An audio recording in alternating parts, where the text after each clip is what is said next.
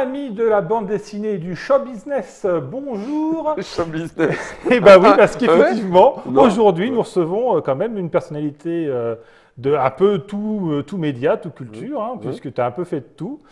Tu as fait de la télé, tu as fait du spectacle, tu fais de la bande dessinée, donc, et tu fais de l'animation. Oui. Donc, bienvenue, monsieur Davy. Eh bien, merci. J'ai l'impression qu'on me dit beaucoup bonjour aujourd'hui. Ouais, voilà. On a fait 6 émissions aujourd'hui. Voilà. C'est ça. Donc pour tout dire, voilà, vous allez un peu avoir Davy Mourier sous À tous manger. ses angles, voilà, et vous surtout sur à peu près, un grand panel de tes créations. Ouais. On a parlé de la bande dessinée, on a parlé du jeu adapté de La Petite Mort, Mhm. et puis là, on va parler un peu de tout reste, Ouais. de tes autres créations de bande dessinée, puisque est sorti en juin dernier, en juin 2018, une bande dessinée qui s'appelle Davy Mourier versus Cuba, aux éditions Shampoing, enfin c'est chez Delcourt dans la collection Shampoing. C'est Lewis Trondheim. Voilà, dirigé par Lewis Trondheim pour les éditions Delcourt. Et puis tu as aussi Les As de la Jungle. Qui est sorti il y a 2 jours, donc le 31 octobre. Le tome 2 avec Dave. Dave et Davy. Dave et Davy, c'est hyper compliqué. Ouais. Il y a quelqu'un qui m'a dit, ah, tu fais le dessin aussi. Non, alors non, c'est Dave et moi c'est Davy. Voilà. Et non, c'est Les As de la Jungle. Ça, c'est à l'île Maurice, c'est le tome 1. Enfin, ça ne suit pas, hein, c'est comme un Astérix, hein, on peut le lire dans le sens qu'on veut. Et ça, c'est Ice Micmac. Je suis allé au Québec il y a 1 an. Et j'ai rencontré plein de gens super cool et j'ai noté plein de choses. Je suis allé aux Chutes du Niagara et j'avais en tête de faire une suite. Les As de la Jungle, on savait qu'on allait peut-être faire un autre album. Et je me suis dit, allez, je les mets au Québec. Alors, on va commencer à parler un petit peu des As de la Jungle. Parce que c'est pas une création de vous au départ. Pas du tout, non. C'est une adaptation, ouais. c'est une reprise. Alors moi, La Petite Mort, je dessine devant la télévision. Ouais. Et moi, j'adore les dessins animés. Donc, soit je suis devant Cartoon Network ou France 4. Donc en VF, pour que je puisse travailler quand même, que je passe la journée devant la télé. Donc je travaille et puis j'écoute les trucs, puis des fois c'est nul, je regarde pas, puis des fois mon oreille est attirée et je ris et je regarde. Et tous les soirs sur France 4, à l'époque, il y avait Les As de la Jungle entre 16h30 et 17h à la sortie de l'école, tu vois. Et j'écoutais et je voyais qu'il y avait des références qui me parlaient à moi, mec des années 80, tu vois, avec mon enfance des années 80. Et je disais, putain, c'est rigolo ce truc, c'est rigolo. Puis après, tous les jours, à cette heure-là, à peu près, j'arrêtais de dessiner, et puis tu sais, je me mettais devant ma télé, puis je regardais Les As de la Jungle. Et à la fin, je vois le générique et je vois Toulouse. Je dis, putain, mais c'est français. Putain, c'est français, Les As de la Jungle. Et à l'époque, je savais que j'allais devenir directeur de collection chez Delcourt. Et on m'a dit, si tu as des idées de BD, voilà. Et moi, je vois ce petit dessin animé, j'ai aucune idée si c'est connu ou pas et tout. Je me dis, c'est rigolo. J'ai l'impression le long métrage n'était pas encore sorti? Pas du tout, non. Ils allaient le faire. Ils étaient en train de le faire. Du coup, moi, vraiment, je prends ma bite et mon couteau, je prends le mail, je regarde Tate, je fais un mail, je fais « Salut, j'ai vu votre truc, c'est rigolo, vous ne devriez pas faire une BD ?» Envoie. Et là, je reçois un mail hyper gentil. Ouais, pourquoi pas. Voyons-nous via Internet, parce que Toulouse, Paris, c'est compliqué. Ok, on fait une réunion comme ça, je leur dis voilà. Ils m'écoutent hyper gentiment et ils me disent très bien, mais on n'a pas le temps. Je fais, ah ouais, ok. Je dis, mais vous n'avez pas un storyboarder qui pourrait dessiner et puis un de vos scénaristes? Non. Mais t'as qu'à le faire, toi. Je fais, quoi? C'est le premier rendez-vous téléphonique. Déjà, en plus, j'avais ravalé un peu, j'avais fait un mail d'excuses parce qu'ils m'ont envoyé un dossier autour des As où je vois qu'ils ont des prix à New York, des prix très machin. Il y a des merchandising en Italie de ouf, il y a des jouets, il y a des trucs. Et là, j'ai fait. Mon mail c'était ça vous dirait pas de faire une BD, c'est genre salut les mecs, et voilà, et j'ai fait oh là là, je fais pardon, je savais pas que c'était autant connu et tout, et ils m'ont fait non, t'as qu'à le faire et tout, et je fais ok, et ils m'ont laissé jouer avec leur personnage. On a trouvé Dave, c'est Marion, mon éditrice habituelle, qui m'a dit attends mais Dave il adore faire les animaux. Hop, on allait chercher Dave, ça lui a plu tout de suite.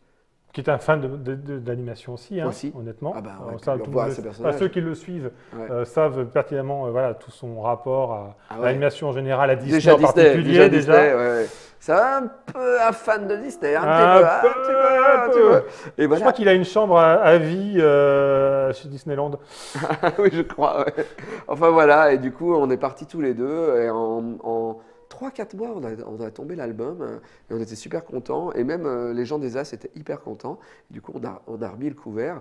Et 1 an plus tard, quand même, je leur ai dit pourquoi vous m'avez laissé jouer avec vos personnages? Vous ne saviez pas qui j'étais. vous ne savez pas qui j'étais, pourquoi vous m'avez laissé jouer avec vos personnages?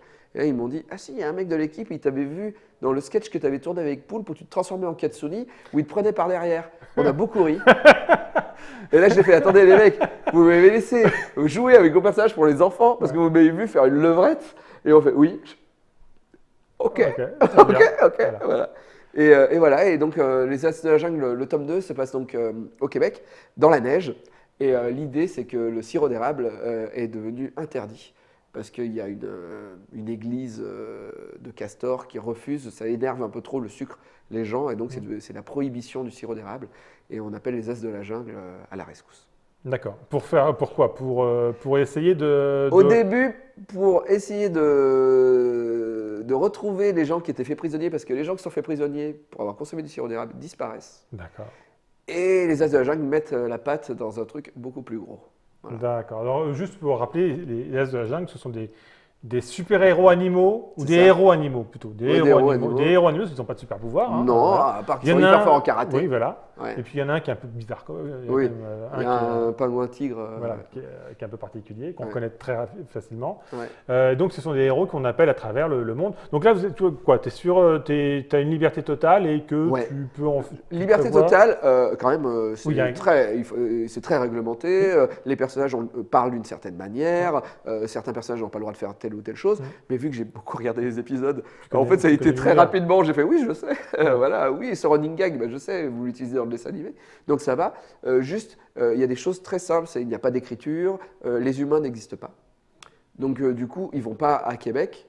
Ils vont sur un pays continent, où il y a de la neige, où je mets beaucoup de caribous, voilà. Donc, et c'est très amusant parce que moi, quand j'écris Les As de la Jungle, j'essaye d'imiter le maître Goscinny et j'essaye de me dire, ok, et si Astérix allait dans tel pays, voilà. Et si Les As de la Jungle allaient dans tel pays, donc j'oublie le pays, je sais moi qu'il est dans ce pays, je le dis pas au lecteur, le lecteur va peut-être le voir, et je joue avec un petit peu les trucs du décor pour que les papas, quand ils vont lire l'album aux enfants, se disent ah, c'est rigolo parce qu'au Québec, ils mangent de la poutine et tout ça. Et le gamin s'en fout, c'est pas grave, le gamin il a une aventure, il y a de la baston. Toujours avoir 2 niveaux lecture. Ouais, l'idée c'est d'avoir 2 niveaux de lecture parce que c'est ce que j'ai aimé dans Astérix, ce que j'ai pas eu dans Tintin, enfant. C'est-à-dire que Tintin, je l'ai lu enfant, je l'ai lu adulte, j'avais le même voyage. Astérix, j'ai eu 2 voyages. Et ça, j'ai trouvé ça m'a retourné. C'est le côté intemporel. C'est ça. De ces histoires d'Astérix qui te racontent une histoire contemporaine par rapport à et ce qui est encore plus fou, c'est quand tu lis des trucs sur Astérix, tu te rends compte que lui, il parodiait des choses de l'époque, comme Astérix et Cléopâtre. C'était pour se moquer du film Cléopâtre qui était sorti. Et toi, aujourd'hui, tu le lis et tu n'as aucune connaissance du film. Et ça parodie d'autres choses. Et donc, c'est fou, quoi. C'est une réussite totale de la part de Goscinny, quoi. Bon, bref, c'est un grand. Voilà, bah, ça c'est effectivement, ça a été dit, c'est dit, voilà. Mais c'est en tout cas, c'est indéniable. Indéniable, ça c'est sûr. Autre œuvre radicalement différente, où là tu es seul déjà aux commandes, c'est autobiographique. Ouais. David Moyer versus Cuba. Ouais. Donc c'est un récit où tu pars en voyage avec ta maman. Oui. Mon meilleur pote d'enfance et ma cousine. C'est vraiment déjà c'est improbable. À savoir qu'à la base, j'ai signé 3 albums chez Shampoing. C'est Davy Mourier versus le concept. D'accord. Et le premier, ça devait être Davy Mourier versus la télévision, où je racontais comment des journalistes d'une grande chaîne nationale sont venus chez moi pour faire un reportage sur les geeks, et où je me suis fait un petit peu foutre de ta gueule. Foutre de ma gueule, voilà. Et je raconte comment s'est passé le reportage. Vraiment, où on voit comment le journaliste réagit, ou même à un moment, il me dit « T'as pas une BD parce que là, je vais aller chier un coup ». Voilà, on est sur du grand reportage, sur grande antenne. Voilà. Ouais. Et j'étais parti, j'avais commencé à dessiner l'album. Entre-temps, je pars à Cuba pour ma mère, parce que moi, je voulais pas y aller. Oui, j'ai lu que tu n'étais pas du tout fan de voyage. Déjà, je ne suis pas très fan de voyage. Si possible, je pars dans des endroits où il y a des prises et Internet, et puis où je peux acheter des jeux vidéo. Et vraiment, ma mère avait 60 ans, elle m'a dit « Je rêve d'y aller à Cuba ». J'ai fait « Ok, mon père ne voyage pas, donc je vais venir avec toi ». Mais quand même, je me dis « Ça serait bien qu'on ne soit pas que tous les deux ». Et donc, j'emmène mon pote et on emmène ma cousine. Et on se retrouve là-bas. Et le truc fou, c'est que déjà, c'est compliqué pour quelqu'un qui aime Internet, parce que c'est quand même une dictature, aujourd'hui encore. C'est-à-dire que l'information passe très mal. avoir Internet, il faut aller acheter des cartes, les gratter, être que dans un lieu précis. Voilà, c'est compliqué comme pays, c'est un pays très compliqué. Nous, en plus, on s'est retrouvés, on avait pris le voyage en septembre parce que c'était le seul moment où on pouvait y aller. J'avais vu écrit saison des pluies. Moi, je me suis dit, bon, on mettra un kawaii et puis ça ira très bien. Bah, en fait, saison des pluies en pays tropical, c'est des ouragans. Voilà. Et on s'est retrouvé pris par Irma. Donc l'ouragan le plus puissant depuis 1981, je crois, dans les îles là-bas.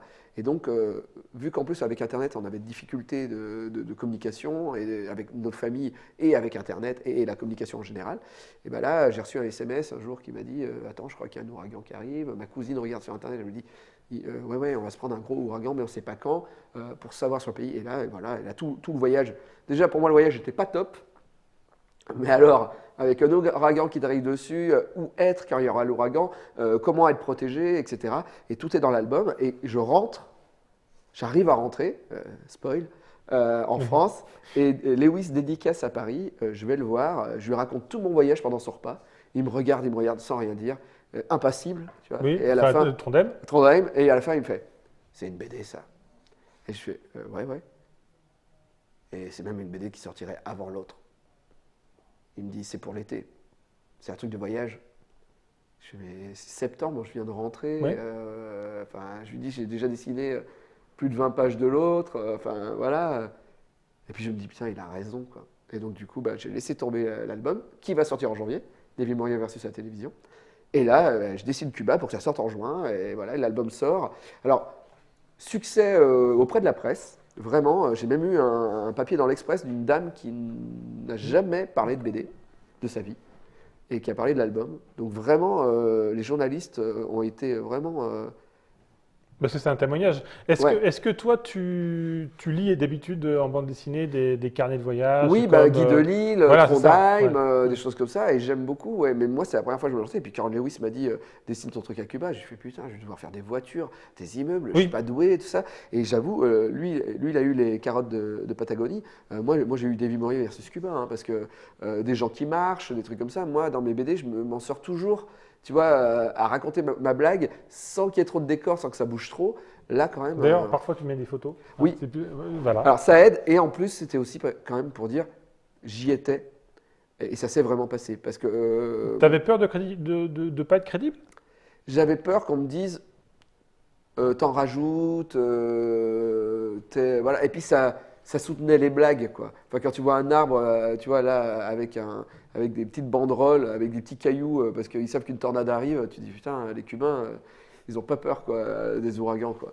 Voilà, et ce qui est fou, ouais, c'est qu'il y a vraiment un truc presse. Mon public est un peu moins suivi, parce que mon public a envie de rire. Oui. Mais c'est drôle, hein, attention. C'est aussi peut-être pour un autre public aussi, enfin, ça te permet aussi de toucher un autre public. Peut-être. Et en tout cas, donc, le truc fou, c'est que j'ai appris il y a 2 jours que j'étais en sélection pour le Festival d'Angoulême, catégorie jeunesse, lycée. Alors ça, c'est étonnant. Ah, lui, lycée, parce que voilà, grosso modo, c'est un peu, c'est un témoignage qui veut dire un côté pas éducatif, mais à un moment, par contre, je suis obligé informatif. Je suis obligé d'expliquer le pays aussi. Oui. C'est-à-dire qu'à un moment, j'explique toutes les révolutions qu'il y a eu à Cuba, etc. Parce qu'en fait, je m'en foutais de Cuba. Je suis allé à Cuba, j'ai pas aimé, mais quand je suis revenu de Cuba, j'ai voulu comprendre tout.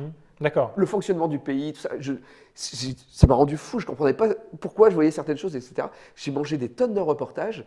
Et du coup, alors je ne dis pas que je suis un expert de Cuba maintenant, mais en tout cas, je connais vraiment beaucoup de choses sur l'histoire cubaine. Et c'est un pays qui n'a pas de chance. Vraiment, vraiment, pas de cul. Que des révolutions, que des gens qui arrivent au pouvoir qui, au bout d'un moment, se disent et si je prenais la thune pour moi, voilà. Et voilà. Et donc, du coup, j'explique ça aussi dans l'album. Donc, c'est un témoignage sur la communication aujourd'hui, sur Internet, sur le portable. Je pense qu'ils vont se retrouver là-dedans, sur le truc de je ne peux pas lâcher mon truc dans un pays où eux, tout ce qu'ils veulent, c'est pouvoir bouffer. Voilà, tout change. Et quand tu as un ouragan qui t'arrive dessus, etc. Oui, en plus, c'est ça. C'est que l'aspect, en plus, catastrophe naturelle a amené à une autre vision encore de ta propre vie par rapport à ça. C'est comment est-ce que je subis quelque chose que je ne peux pas maîtriser. Ne pas maîtriser. Parce qu'aujourd'hui, on a vraiment l'impression de maîtriser. Et tous les outils nous donnent l'impression qu'on maîtrise nos vies. Surtout qu'on n'est pas habitué en Europe, surtout en France. On ne vit pas, enfin si, il y a des grandes catastrophes aussi naturelles dans certains lieux. On ne vit pas au même rythme quand tu es à Paris, ce genre de choses. Quand tu es à Paris, tu n'as pas ce problème-là. Non, voilà. Et vraiment là, voilà. C'est un album où où tu découvres ce que ça fait de perdre ses repères. Voilà. Voilà. Donc voilà, après je ne sais pas où ça va aller plus loin que la sélection, mais je suis hyper heureux parce que c'est ma première BD sélectionnée à Angoulême. Donc, et c'était un peu un rêve. Ben, écoute, très bien. Ben, je pense qu'on a fait le tour sur tes autres créations de bande dessinée. Du moment, ouais. Voilà, en tout cas de Strip Track. Puisque c'est le sujet, hein, Strip Track, on parle de bande dessinée. Écoute, on espère te revoir un jour, bientôt, peut-être, parler encore de tes autres créations, des autres projets. Là, le temps nous manque aujourd'hui, parce que là, on a beaucoup parlé. En tout cas, tu as fait beaucoup Je parle depuis ce matin, en tout cas. Donc voilà, donc là, profitez-en. Il y a énormément de vidéos qui vont être publiées avec David, donc vous allez pouvoir le découvrir, redécouvrir. Merci à toi pour ce Strip Track sur tes autres créations de bande dessinée. Et on vous invite à nous retrouver sur les vidéos passées et à venir. Ciao! Ciao!